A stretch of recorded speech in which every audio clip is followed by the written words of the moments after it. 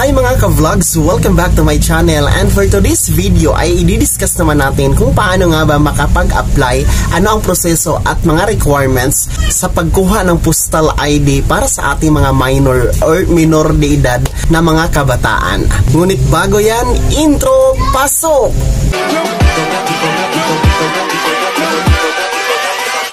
Hold up.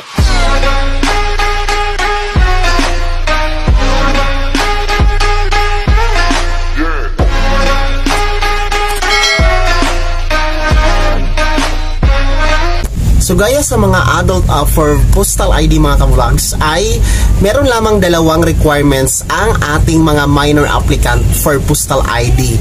Una, kailangan niyang mag-present ng proof of identity. So ang proof of identity para ipruweba na ikaw talaga yung tao na yon, syempre nanguna dyan requirements ay ang ating PSA birth certificate.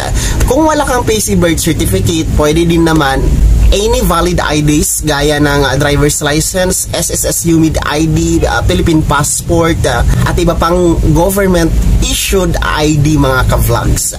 So any of that that is considered as proof of identity. So isa yan, number 1 yan siya na requirement sa pagkuha ng Philippine Postal ID para sa ating mga minor applicant.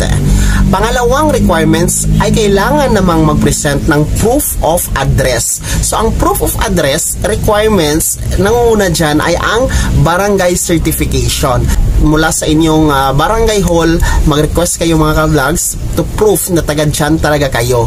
Kung wala naman kayong barangay certification, as a proof of address, pwede yung bill ninyo ng kuryente, tubig, internet, school billing, at iba pang mga bills mga ka-vlogs na meron naka-indicate na iyong permanent address. So that is proof of address. So ganun lang kasimple mga ka-vlogs. Dalawa lang ang requirements sa pagkuha ng ating mga minor for their postal ID.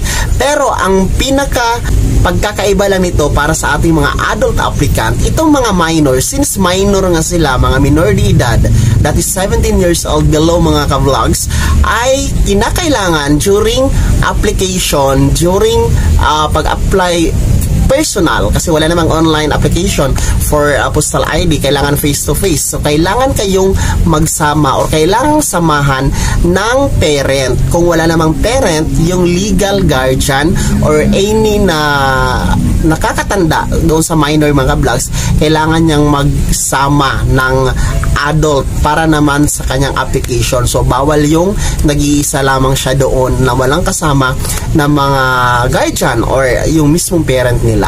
And syempre mga ka-vlogs, huwag niyong kalimutan na mag-fill up ng duly accomplished PID application form. Ito ay libre, walang bayad, pwede niyong makuha sa any post office na pinakamalapit sa inyong lugar. And use black ball pen lamang mga ka-vlogs sa pag-fill up ng inyong mga detalye, and make sure na kompleto ang mga impormasyon na nilagay nyo dyan sa inyong accomplished application PID form. So ganun lang kasimple mga ka-vlogs. Minor applicant ka ba for postal IDs? Dalawa lang ang requirements. Recap tayo. Proof of identity, which is the PSA birth certificate, and proof of address, which is the barangay certification. Sana'y naging gabay ang video na to para sa inyo, and sana'y nakatulong naman para sa ating mga kababayan na mga minor na kabataan, of course, na magamit nila sa kanilang mga transaksyon dito sa ating komunidad. Kung hindi ka pa nakasubscribe sa aking YouTube channel, inaanyayahan kitang i-click na ang subscribe button na nasa baba. And huwag naman kalimutang i-turn on ang ating notification bell, ilagay sa all para naman updated ka sa mga bagong videos na i-upload ko. I-like mo na din ang video na ito mga vlogs. Kung meron kang mga katanungan, pwede ka mag-comment sa ating comment section na nasa baba. And pwede nyo din akong i-message sa aking official Facebook page na nasa inyong screen. Muli po, ito si Daniel Timpawa na nagsasabing kung tunay kang kaibigan, please, pautang naman dyan. Bye-bye!